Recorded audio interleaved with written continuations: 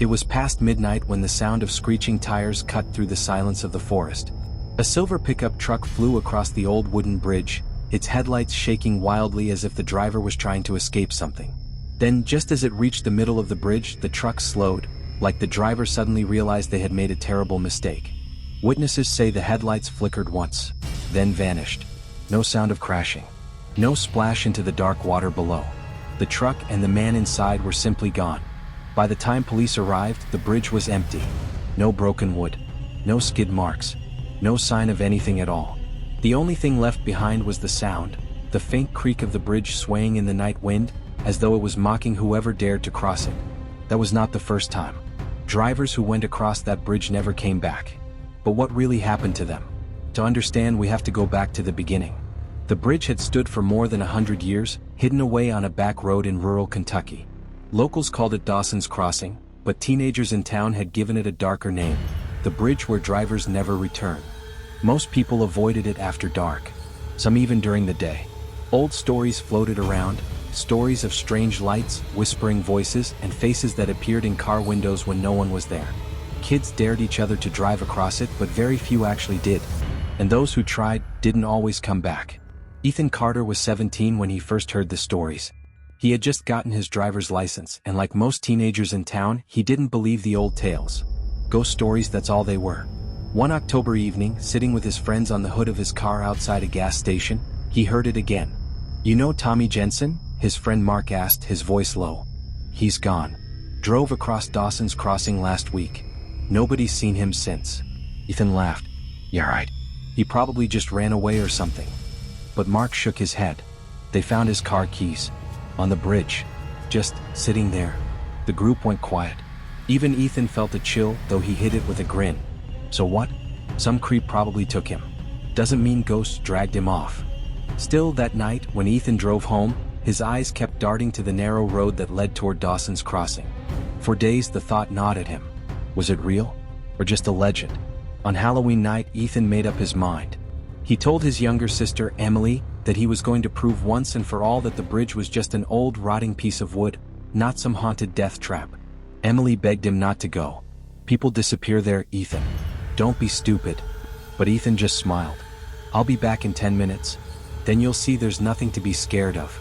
He never came back. The next morning, when Emily ran to their parents in tears, the search began. Dozens of people combed the area. Police dogs sniffed the woods. Divers searched the river below the bridge. Nothing. It was as if Ethan and his car had vanished into thin air.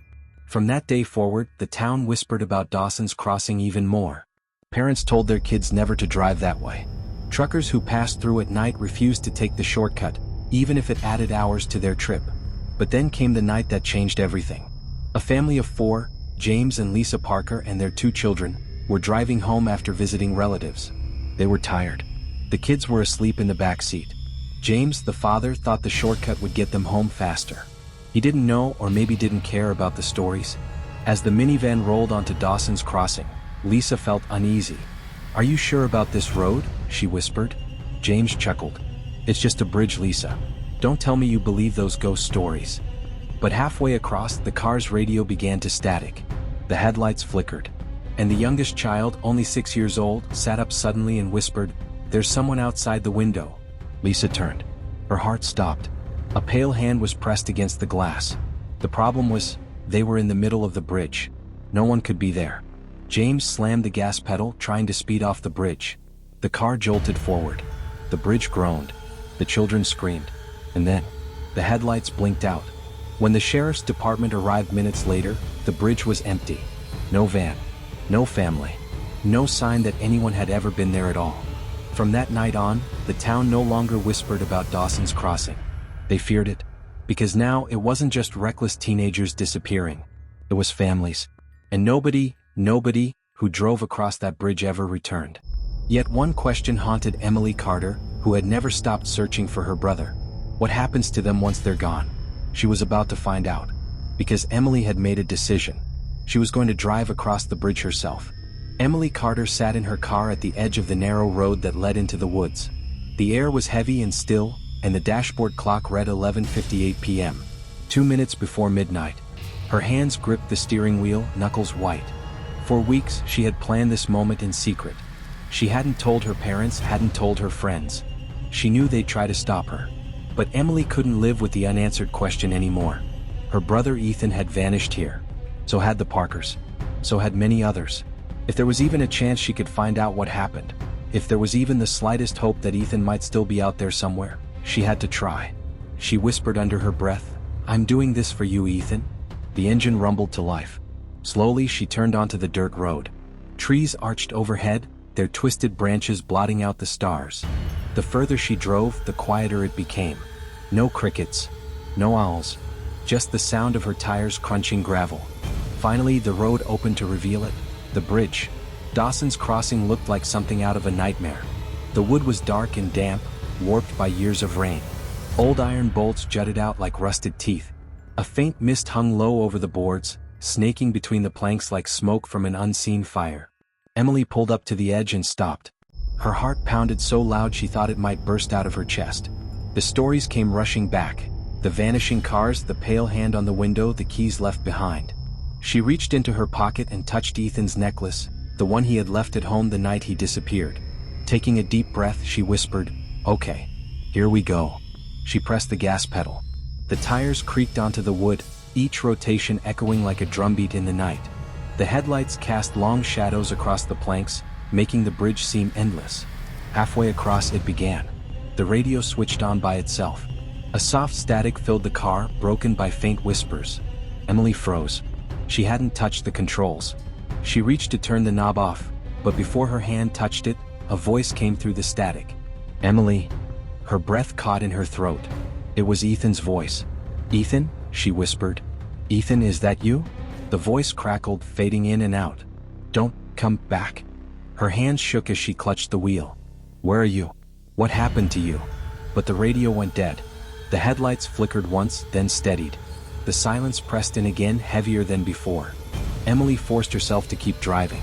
She was almost across now. She just had to make it to the other side. Then something moved in her peripheral vision.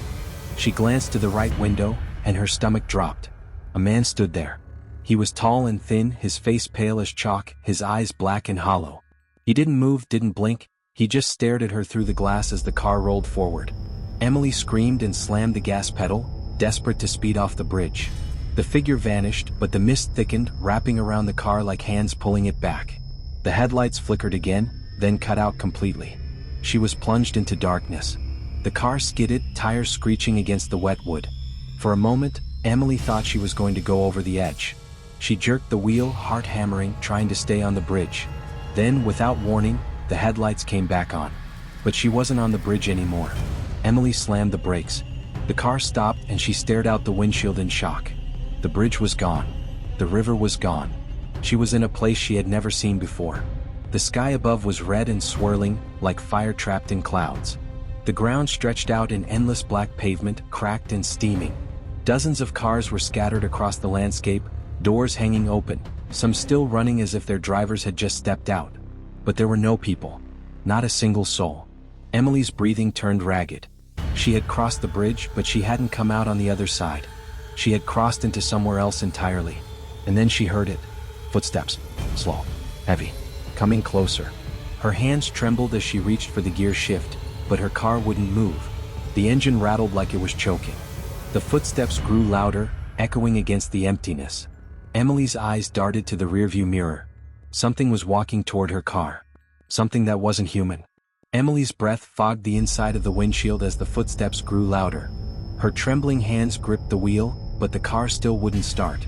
The key turned, the engine coughed, but it was like something was holding it in place, refusing to let her leave. She swallowed hard, eyes glued to the rearview mirror.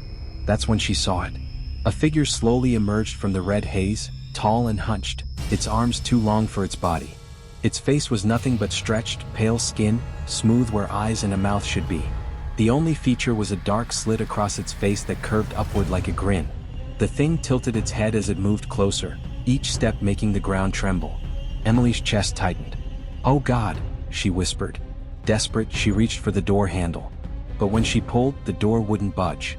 It was locked tight. She tried the other side. Nothing. She was trapped. The figure was only a few feet away now.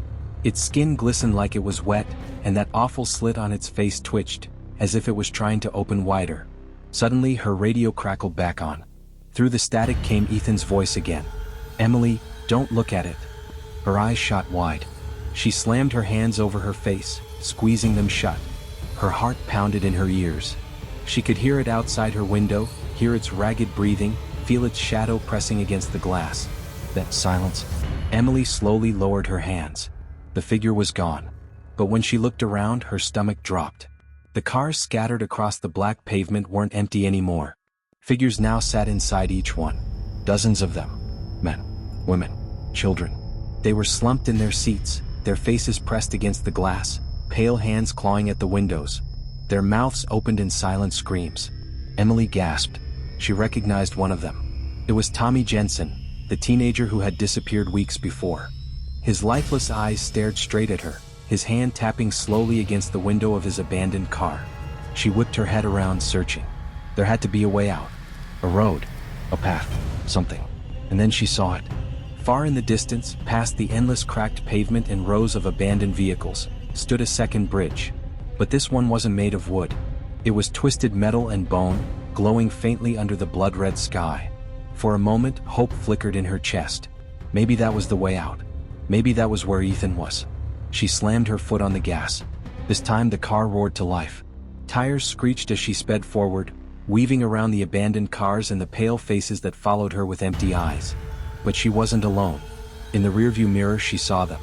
The eyeless figures were climbing out of the cars now, crawling onto the black pavement, chasing after her with unnatural speed.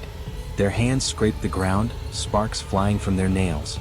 Her heart thundered as she pushed the pedal harder, the car rattling beneath her. Come on, come on. The bridge grew closer, but so did the creatures. Their hollow faces opened wide, revealing rows of jagged teeth inside those slits that weren't supposed to be mouths.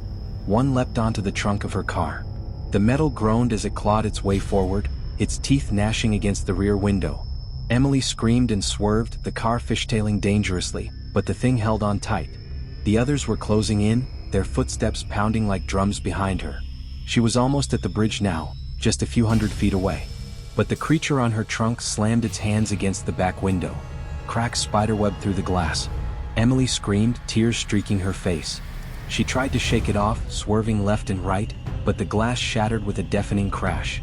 The creature's arm shot through the window, its clawed hand reaching for her neck.